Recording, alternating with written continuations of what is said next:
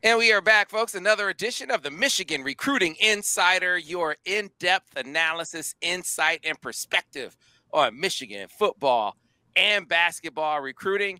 And we're going to dive into both on this episode of the podcast with big happenings seemingly on both visitors, decisions on the horizon. No better crew in the land to talk about all of that with and the guys over at TMI, the crew, my brothers, Steve, Lorenz. How are you today? Great. Hope you guys are doing well. Absolutely. And Brice, you getting cold feet, Brice? Getting close, Brice. Getting close, man. I'm feeling it. I know the temperature's dropping around here, but it's getting a little hotter in this room. So no, I'm doing okay still. Hey, man, they call it the ball and chain for a reason. Once you cross that threshold, that's it. It's over. Time for until death do you part. You ready for that? That's how they usually go, Sam. Yes. Brice, you're not supposed to talk about contingencies before you actually get married. You're not supposed to plan for the contingency. You're supposed to say, it's still death. I'm good. Listen, man, I'm all set. You know, I mean, she understands my job. She worked around it. You know what I mean? So, okay. And like you said, you even took a recruiting visit around her, right? Because you went out to Cali and then you were went up to Tequila Style and all of that. So Zeke Berry, correct? Yeah, she's a winner. If she's in like that, letting you plan family trips around recruiting or recruiting around family trips. So, well, if we have little ones coming, that might change. But hey, I tell you this, when my kid, well, I guess we got a really little one again now, but we would take my boys, like when we go to AAU tournaments or I'd make a family trip. So you got to do that. As much as we grind, you got to try to make some of them family things if you can. I mean, that's been my experience anyway. Been with the same woman for 25 years. So doing something right. I was say you the love doctor. You told me. I made a lot of mistakes early on. So people don't want to hear about that though. They want to hear about some recruiting. And before we dive in, though, remember, if you like this podcast, be sure to rate it. Be sure to review it. Be sure to tell all your friends about it. It's available wherever they get their podcasts, Google, Stitcher, Spotify, iTunes, you name it. And if you're watching this podcast on our YouTube channel, be sure to like and subscribe to that so you'll get notifications whenever we add new content on the video channel, which is going up more and more these days. We're going to keep adding to that. And then, of course, the creme de la creme, where it all goes down over on the MichiganInsider.com. $1 gets you in your first month.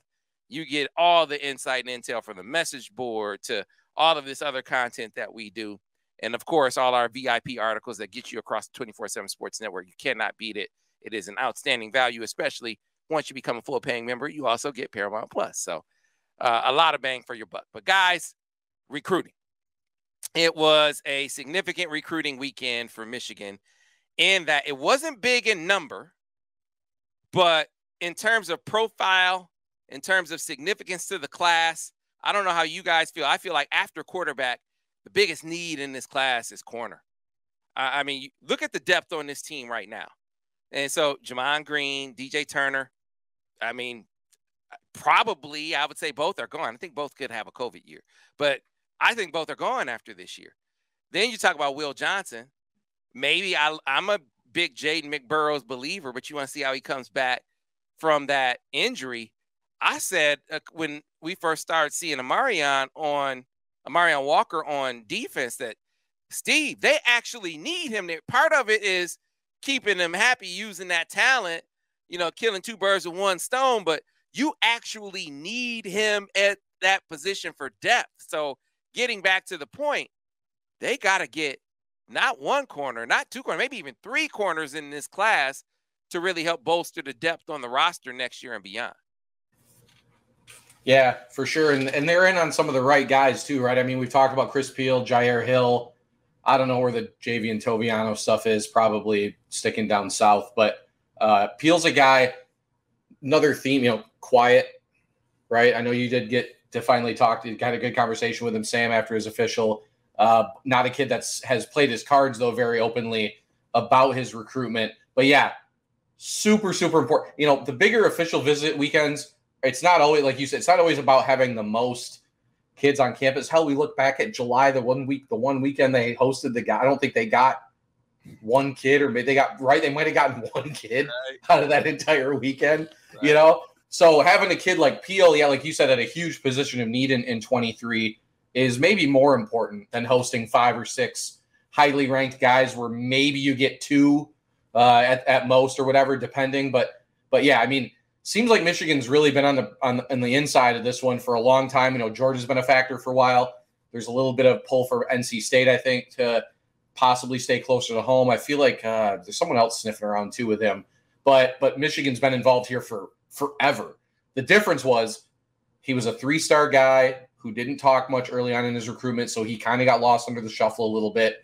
Now his ranking is starting to reflect his ability a little bit more. And now, I mean, we've talked about him a few times. We've made it crystal clear. He is one of the most important targets left on Michigan's board. And yeah, got to think depth chart will play a favorable role in this one too, just like it would with Jair Hill.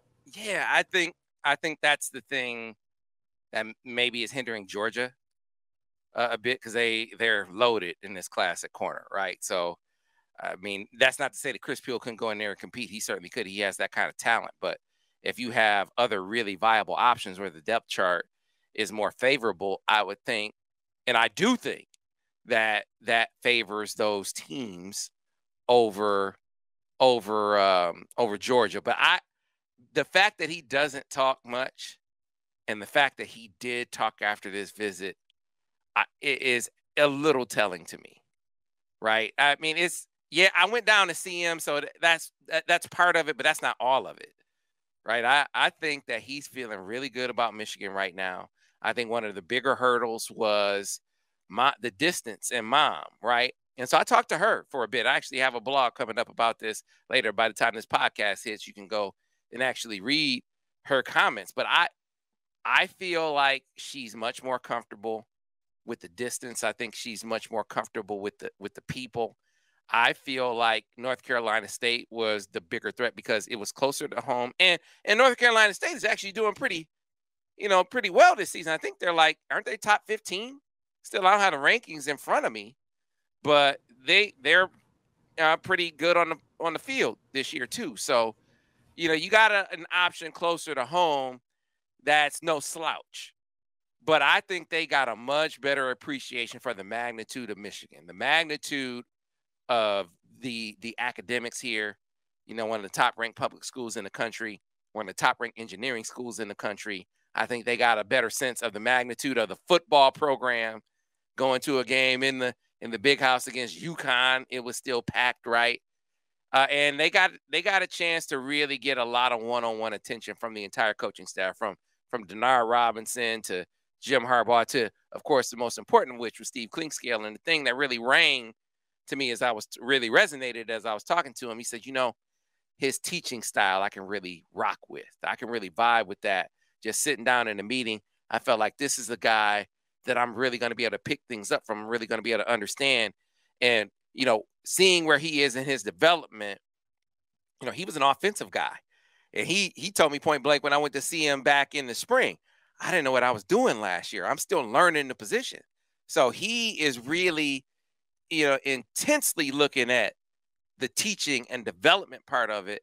And I think Michigan kind of checked that box too. So the thing that is a bit of a hindrance is Michigan was supposed to be the last visit, right? So it's a plus and a minus here. The plus is he was scheduled to go to South Carolina last weekend. You guys might remember in the summer when I was saying, hey, where's he going to go that weekend? South Carolina saying he's coming down there, but I'm hearing Michigan is having him in on the 16th. Well, Michigan requested the 16th, and he moved to visit. He moved his South Carolina visit. So that's the positive part of it, right? The not so positive part of it, Brice, is he moved his South Carolina visit to October 1st. So now South Carolina is the last visit. They get the last shot at it. And maybe it would have been good for him to be at South Carolina last weekend to see him get the brakes beat off of him by Georgia. But as it stands, they'll get the last visit.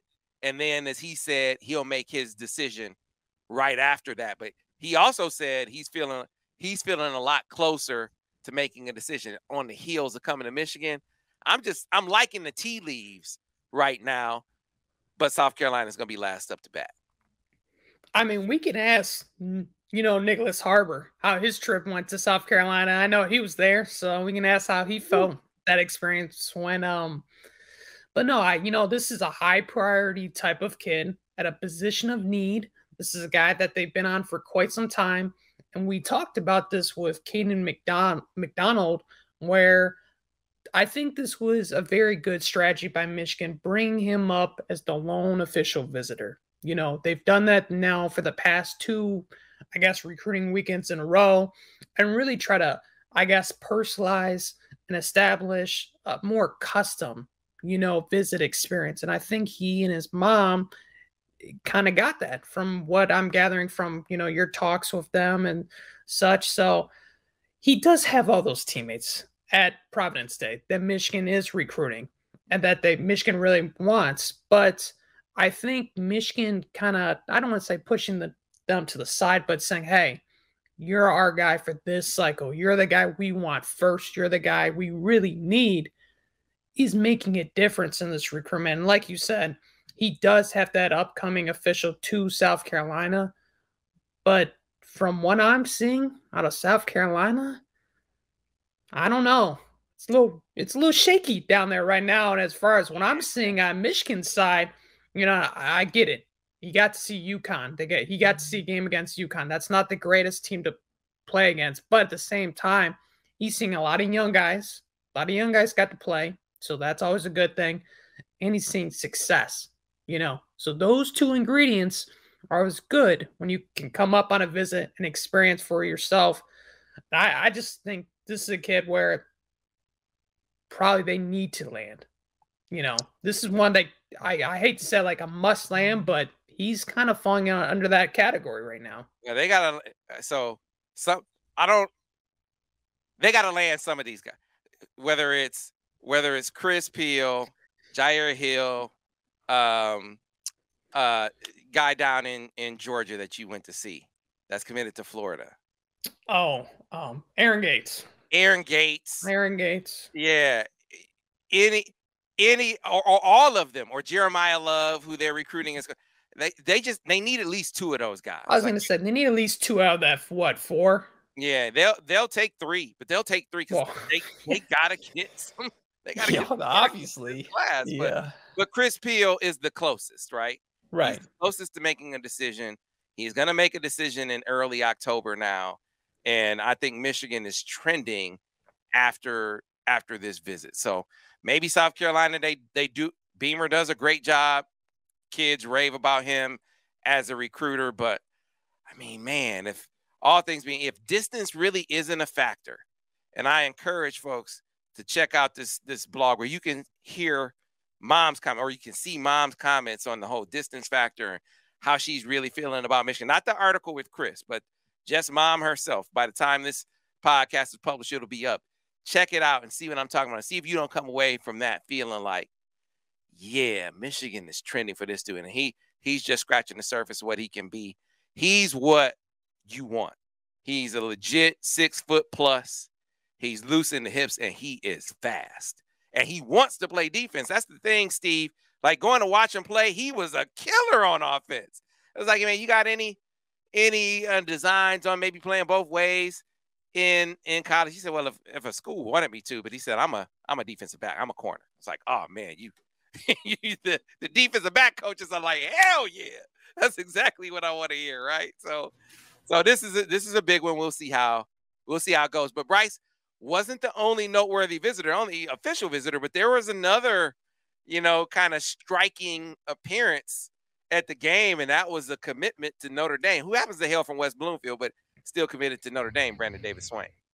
Yeah, so every weekend it's expected at this point. We're going to see a couple guys from West Bloomfield, the local powerhouse high school here in the state of Michigan, with obviously a couple guys committed there, and Amir Herring and Samaj Morgan. But it was interesting because I saw another face with that group kind of roaming the sidelines and watching the game, which was, as you said, Brandon Davis-Swain, who is, what people don't maybe know a little of his background real quick.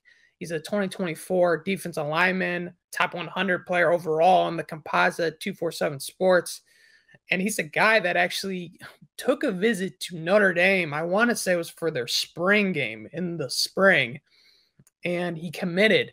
And even if you watch that video when he committed with Marcus Freeman, even Marcus Freeman was like, he had a double take. He said, oh, wow. Like it was a shock. Like no one was expecting him to commit to Notre Dame. I'm not saying down the road he wasn't going to commit to the Fighting Irish, but at the time it was a big surprise. Fast forward, and you got all this recruiting hype, in this offseason with Notre Dame, and they got, I think it's either the number 1 or number 2 class in the 2024 cycle for them, but they're off to a little shaky start there, under his regime. And so I think that, I don't want to say that's opened the door a little, but the biggest thing when I wrote about this when I saw him there was obviously he's got his head coach on staff at Michigan. He's got former players and teammates on the current roster. He's got a couple future teammates going to Michigan there, and now current teammates, as I said, in Samaj and Amir. So he could have just been going up just to hang out, right? He could have. That's a possibility. Now, the other possibility is he's interested in Michigan. He sees what they're doing. He sees what Notre Dame's doing.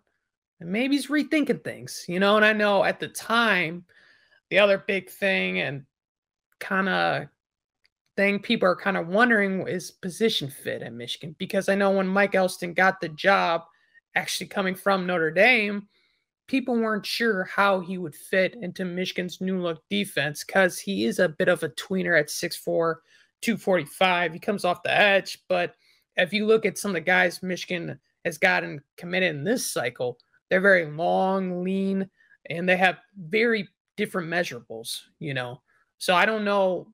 People had talked about the position fit, if that was an issue there. I'm not sure if that's still the case, but it's just my opinion. I think he definitely has interest in Michigan. And I think if Michigan were to really, really push, I think they have a great shot to land him. Now, a lot would have to fall into place. The chips would have to fall in the perfect direction. But I think just the first step, the first crack in the sidewalk where we could see maybe that little chink in the armor of Marcus Freeman's recruiting, because it's all fun and games when you haven't coached, right? And then you start coaching and you lose to Marshall and you barely beat Cal, and it's like you got North Carolina coming up this weekend and you're like, what's this going to look like? So a lot to unpack there, but right now, that was definitely noteworthy to just see him there at the game. Yeah, it's when it's the first game of the season and you're like, we got to analyze everything. It's pretty dicey there. Now, some you got Michigan fans in the comments saying, well, let's just slow the roll on Notre Dame. Look, we aren't saying that Notre Dame's going to fall off the map. We're saying that there's an opportunity. There is an opportunity for you to maybe revisit, just like we talked about in the last podcast, to revisit some of those targets that Michigan has been keeping in contact with. Like Brandon Davis-Swain doesn't just show up out the blue, right? They've been in contact with him. They've been, maintaining the relationship. So, hey, you want to come on a visit? That's how it goes. When you see an opening, now you invite a kid for a visit. It seems like that's going on. You put in a crystal ball coming off the weekend too, Brice. With Stewart, right? I did, for a kid that extremely well. Yes, Bolingbrook, Illinois, 4-star 2024 athlete, Marianne Stewart. He's a guy that actually, he got offered in the spring, and then he actually came up in the summertime. And I think Michigan liked him, but they didn't, at the time, necessarily loved him, right? He comes up for the summer.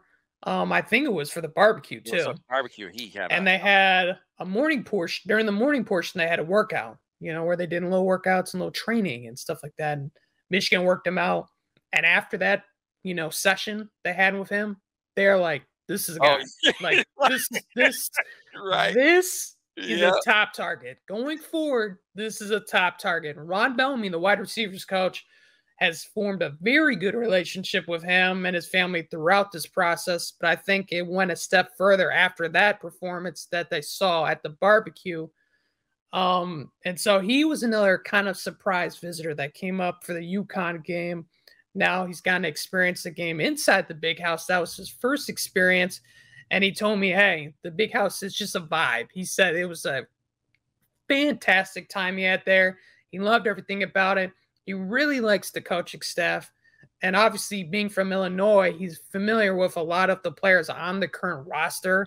You know, Tyler McLaurin is from his same high school.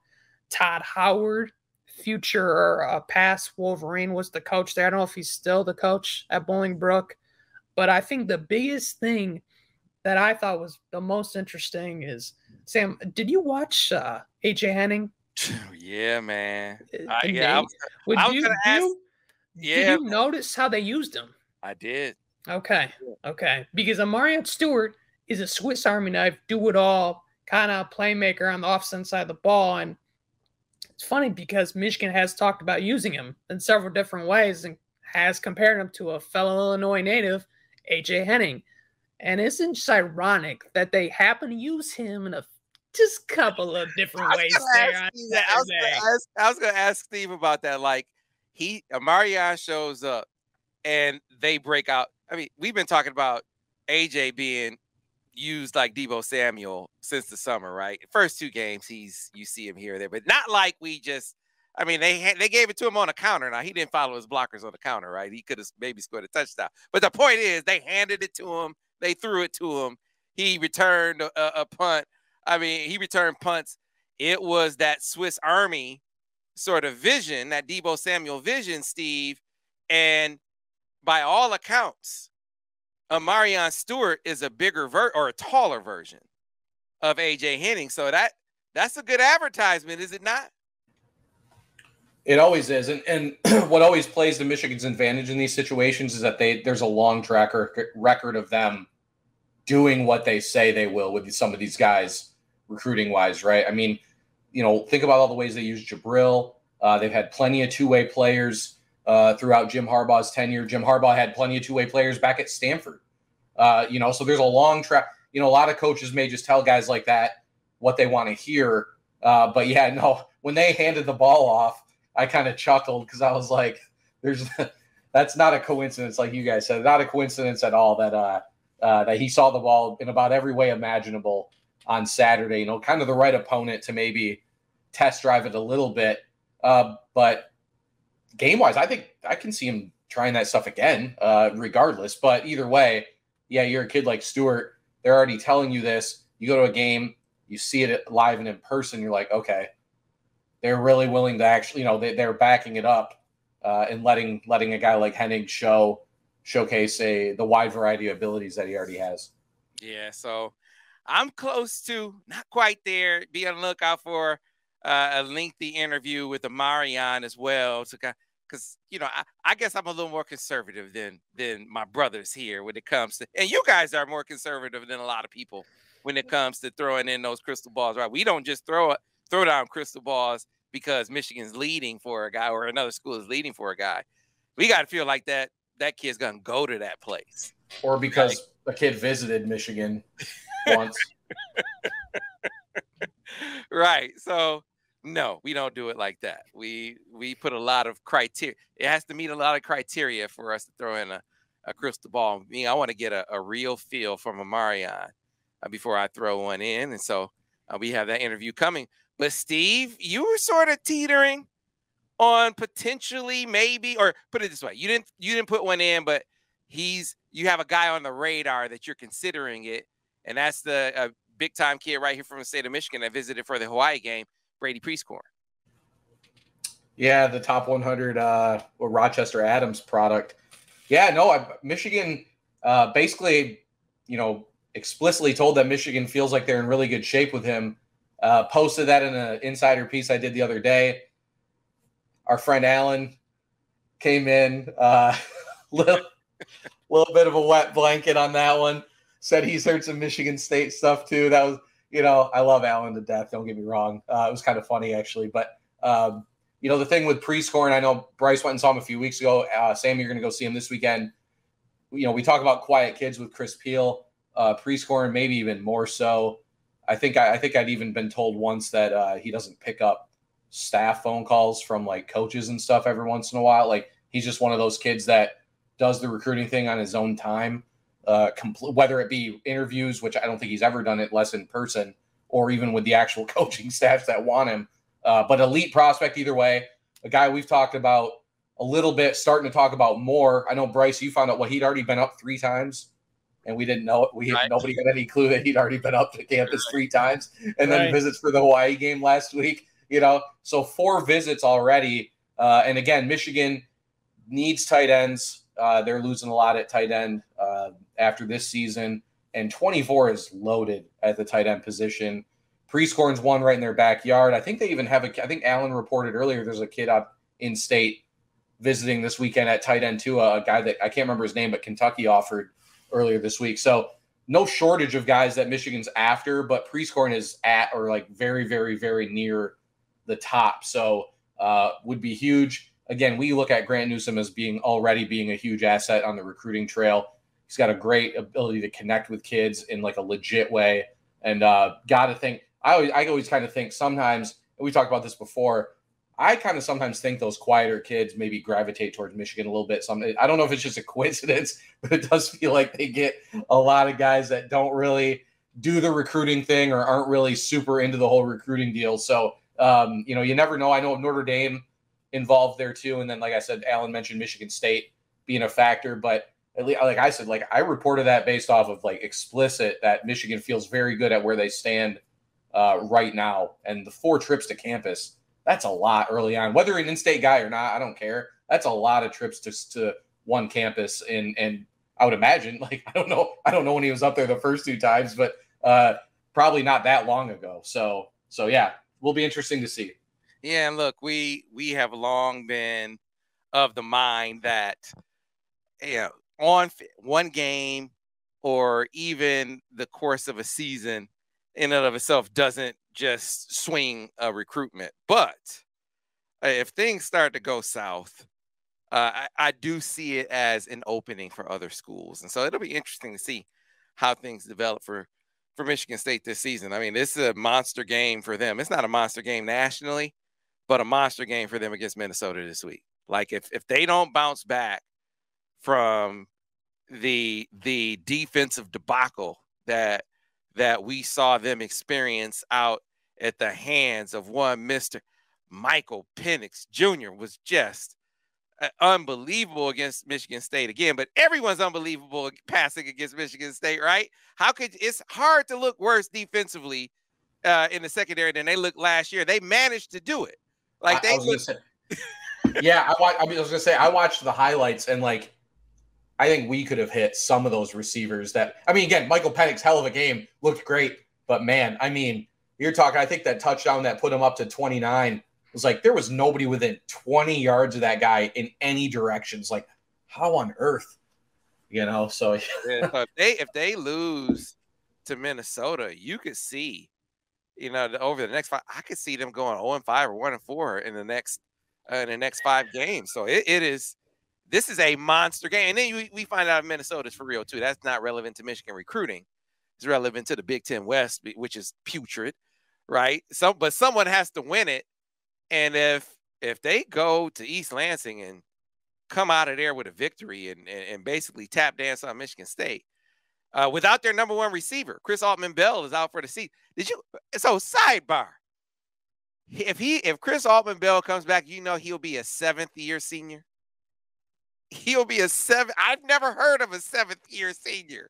He'll be a 7th-year senior. So what's Sean Clifford? Right. Or Perry Ellis for Kansas. Remember Perry Ellis for Kansas? Yeah. Basketball. Yeah, I remember. Yeah, man. I saw his hairline. It's like, bro, come on. Let's shave it off. Come on, man. It's time to let go. Let go and let God, as they say. When your hairline starts running from your forehead, let it go. Let it go. Anyway, I digress. Big visit weekend, fellas. Big visit weekend this weekend as one Mr. Nyckoles Harbor takes his official to Michigan this weekend. And this is this is what they call the first string quarterback QB1. What would you call like the #1 recruit? What would that be, Brice? I don't know. I don't know what the man. Right. He is absolutely the guy on the board for them. He would be the class centerpiece, probably any class he commits to, but certainly Michigan's. And of the big timers they're on, he is the one that they have the best shot at. He's coming off a visit to South Carolina, and he witnessed South Carolina get destroyed. I mean, it's so bad that I mean, you got Beamer. He's yelling at they're celebrating the female student athletes in the end zone. He comes out like, get off the field. He's feeling stressed out. He said he didn't know who was on the field. He didn't know it was the female. But still, you understand that's a stressed out coach, right? That is a stressed out coach. And you saw South Carolina look a long way away from being in the building with them. Now, they say the same thing about Michigan, but Michigan's a lot closer than South Carolina. Here's the thing. You can't get too carried away with that because Brice and Steve, he's such a unique kid. And, he said something that resonated with me long after the fact about choosing Carroll.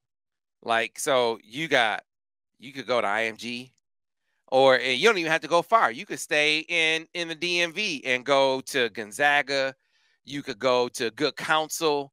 I mean, there are powerhouses right there, and he chooses Carroll. And I didn't know until I went there that, there are layers and levels to the Catholic League in DC. And so they're the upstarts. They're the underdogs. They're not the high profile school like the others. They're the grinders, if you will. And he chose to go there, a school that hadn't won a whole lot. And he was like, okay, I'm gonna help put them on the map. So I say that to say, Steve, as bad as it was for South Carolina for them to get destroyed in front of them, I don't necessarily think that's a disqualifier for them. This is a very unique kid that has very unique criteria for picking a school.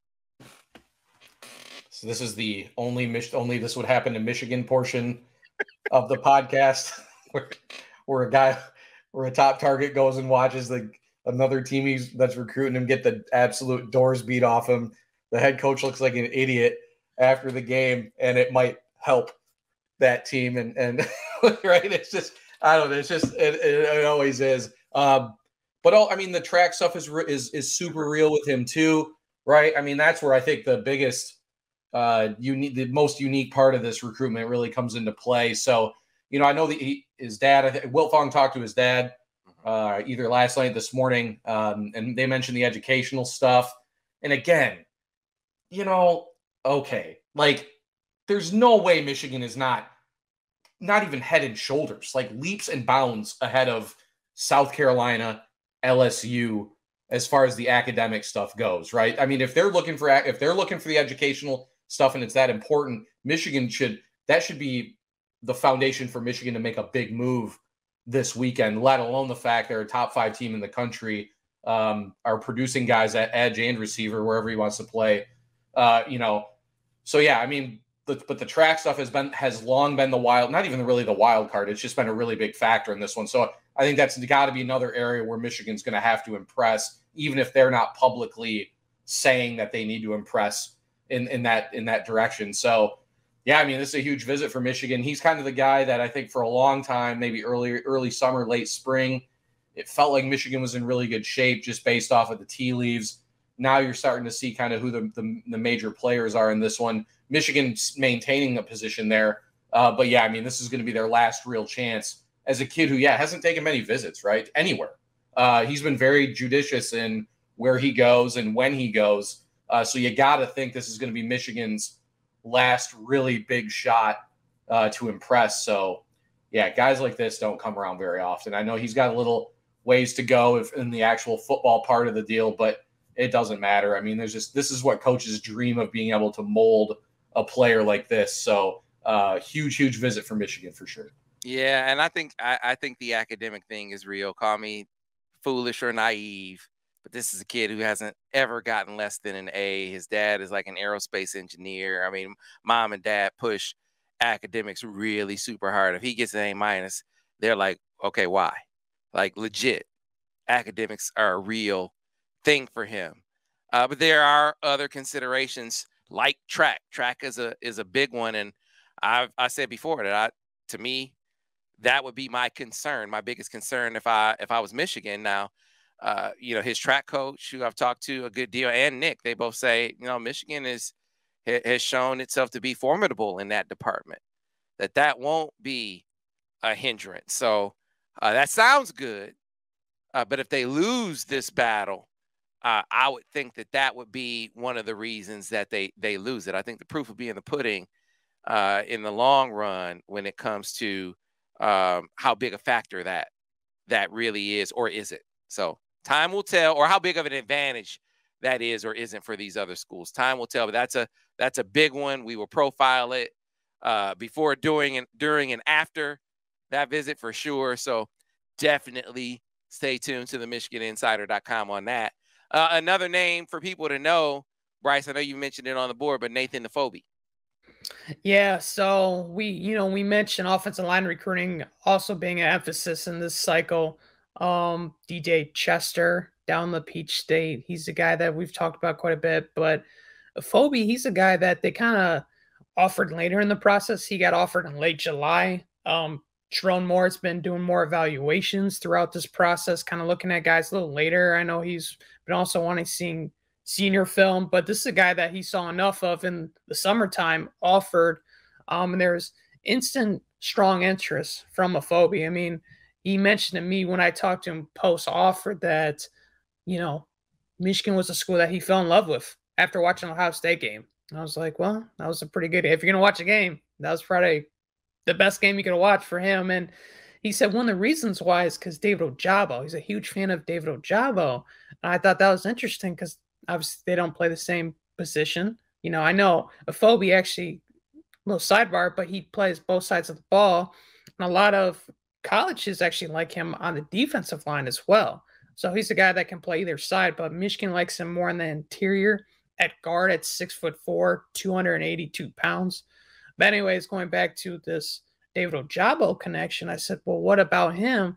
And he said, well, my mom's really tight with his mom. They actually went to school together.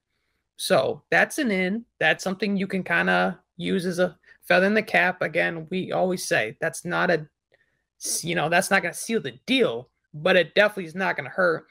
For him, this is going to be his first time ever in Ann Arbor. He's a big-time official visitor. I know they really like him, his potential. We talk about guys like Amir Herring, who has he's got a very good, his floor is super high, but if people talk about a ceiling, this is a guy, Efobi, where his ceiling is through the charts. And so this is a guy that right now he's very raw, he's very underdeveloped, but give him some time, give him some years in the weight room and kind of learning, more about the intricacies with offensive line and just focusing on one position. He could be really good there. A lot of schools have offered, especially down the SEC. And I think this is a guy that Michigan actually sits in a really good position. Depending on how this official visit goes, I might be putting in a crystal ball. I feel that good about Michigan's chances just going into this trip. And we'll see where things go. Right. All right. So we're going to talk to 247 Sports basketball, national basketball recruiting editor Eric Bossy to get our feel. The number one player in the country, Michigan, is one of the finalists for Isaiah Collier. He said a commitment date is coming soon, right? Papa Conte, that recruitment is heating up. We went to see Papa over the summer, the big man that plays over at South Kent School. And we know that Phil Martelli and Juwan Howard, they were over there recently. Howard Isley and Juwan were down to see Isaiah Collier recently. Got to get the latest and the greatest on those recruitment. Obviously, it feels like Isaiah Collier might be trending elsewhere. SC's been getting a lot of buzz, right? SC and Cincinnati, who's also recruiting his teammate, one of his AAU and high school teammates that they have in common, and they've been talking about going to school together. So want to get Eric's take on that. Before we transition over to part 2, you got a chance to talk to a basketball recruit here just last week who was on campus for his visit, 2024 point guard Travis Perry. What did you think, Brice, talking to him? Yeah, so he's 6'2", 175 pound floor general point guard, obviously one of the top guys. I think he is the top guy in the state of Kentucky, and he actually has an offer from Kentucky. So a lot of people just, I guess, presume or figure that he's going to stay home, but he's taken a lot of looks at different schools, especially in the Midwest. Prior to Michigan, he took a trip to Purdue, followed that up with a trip to Ann Arbor. And one of the things I, talk to people in his circle, and especially with him, Juwan Howard and Phil Martelli are making him a big priority. I mean, he really felt the love from those two coaches, especially. And he enjoyed his time.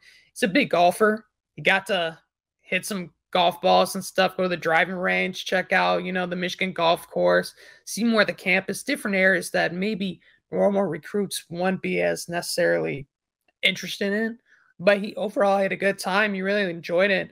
I think Michigan has a pretty good shot there. I know he's not the highest rated guy that they're recruiting, especially at that position in certain cycles, but he's a guy that they like really much. And so we'll see where things go. I know they have a point guard committed in his class, and Christian Anderson, who's actually coming up for the Maryland game. That's going to be his official visit. But this is a guy that they really like. They think he fits in their system, and he's calm and collected. When you watch him play, he's not going to wow you with, his athleticism or speed or anything. He's not no Doug McDaniel, out there on the floor. But again, he's sturdy, he's reliable, and he's what you want from a point guard, just like a Simpson was. And look at him. He wasn't the greatest athlete or the greatest shooter. And I'm not saying Perry's not the greatest shooter. I think he's a little better than obviously Simpson, but he's a guy where you trust him to lead the team, get those wins. And if you go to a hostile environment in Columbus or East Lansing, you feel comfortable with him having the ball in his hands at the end of the game. No doubt. No doubt. Great stuff. So here's what we're going to do. We're going to have the basketball recruiting portion be in part 2 because we went hard in the paint on football recruiting. Don't want that to get buried. So we'll make that part 2. Be sure to check out the basketball recruiting portion of this week's Michigan Recruiting Insider. But remember, if you like this podcast, be sure to rate it. Be sure to review it. Be sure to tell all your friends about it. They can find it wherever they get their podcasts. Of course, if you like watching it on YouTube, be sure to like and subscribe to the channel. And of course, if you really, really want to stay up to date, up to speed, know all the ins and outs when it comes to Michigan football, basketball, and recruiting, be sure to go over to the MichiganInsider.com. That's where it all goes down. $1 gets you in for your first month. And once you get in for your first month, then you're hooked because you got the message board. You got the VIP access to all 24/7 sports sites.